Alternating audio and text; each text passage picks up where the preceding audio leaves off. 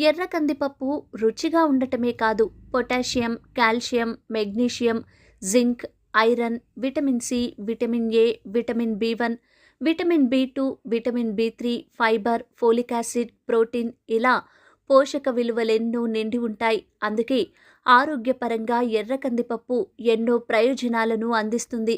ముఖ్యంగా వారంలో 2 సార్లు ఎర్ర కందిపప్పును తీసుకుంటే చాలా హెల్త్ బెనిఫిట్స్ని పొందవచ్చు. మరి ఆ బెనిఫిట్స్ ఏంటి? అసలు ఎర్ర కందిపప్పును ఏ ఏ రూపంలో తీసుకోవాలి? ఇలాంటి విషయాలు ఇప్పుడు తెలుసుకుందాం. ఎర్ర కందిపప్పును ఏదైనా ఆకుకూరతో వండుకుని తినొచ్చు. ఎర్ర కందిపప్పుతో సాంబార్ పెట్టుకుని తీసుకోవచ్చు. ఎర్ర కందిపప్పు టమాటో కలిపి వండుకుని తినొచ్చు. ఇలా ఎలా తీసుకున్నా ఆరోగ్యానికి మంచిదే. వారానికి 2 సార్లు ఈ పప్పును తీసుకుంటే గనక శరీరంలో ప్రోటీన్ కొరత